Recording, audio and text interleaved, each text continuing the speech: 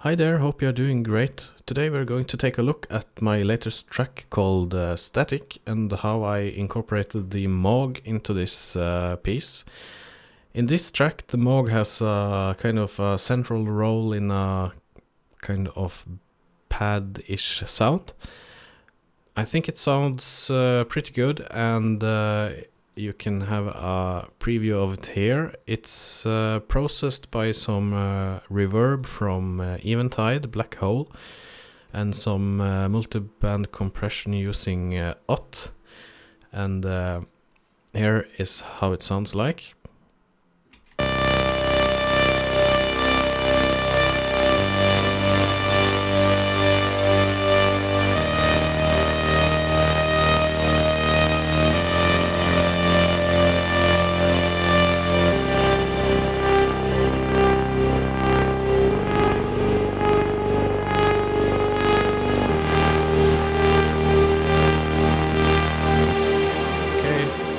Let's add some other instruments as well.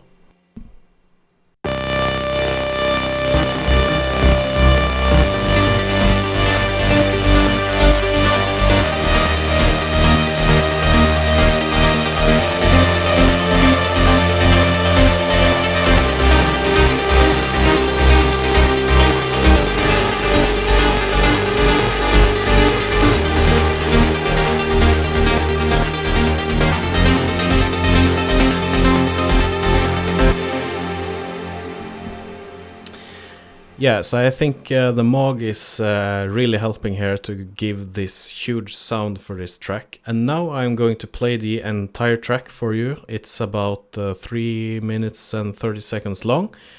And when the track is finished, we can talk a little bit more about the synth. Enjoy the track. If not, skip 3 minutes ahead and we'll talk to you later.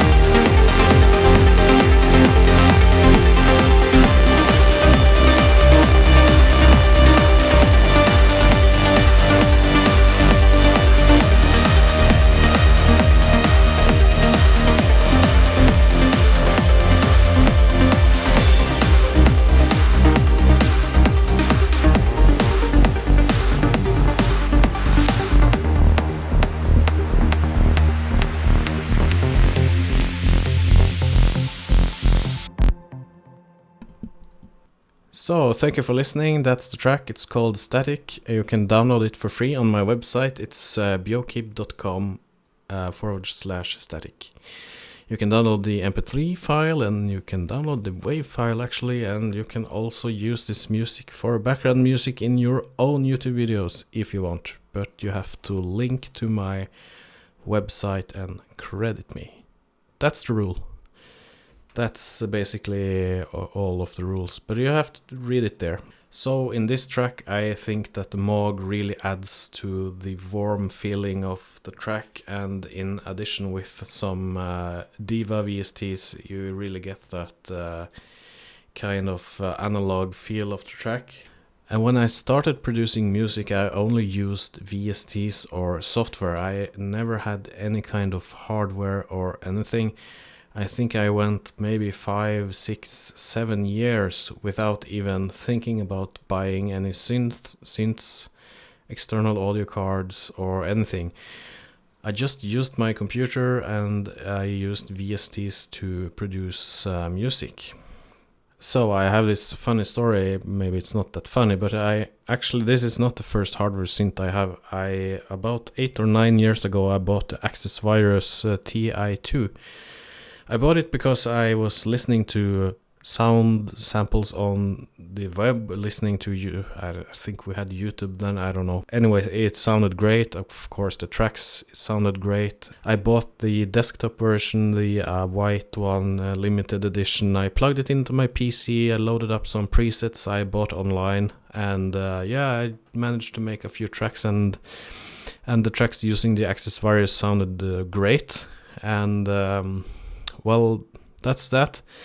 The problem was that I didn't know how to program the synthesizer, and I didn't really make the effort to learn how to program it. So in a few months, it was just basically a expensive paperweight, and I didn't use it the way I thought I was going to use it. I was having kids at the time, young children, twins, so I also had limited time for learning deep synthesis. So I ended up selling it, and I didn't buy any hardware for many years until I decided that I wanted to learn synthesis, and I wanted to learn it from the ground up. And when I made that decision, I bought the Moog, and all of the sounds in my tracks using the Moog is just me programming it from scratch. One thing that's been very helpful for me to learn to program synths is actually the software called Syntorial, and if you want to do that yourself, I recommend checking it up. It costs a little, but at least it has helped me a lot, at least.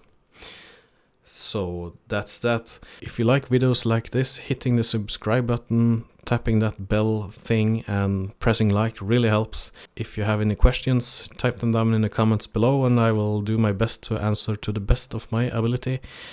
So I will see you in the next video. Take care and goodbye.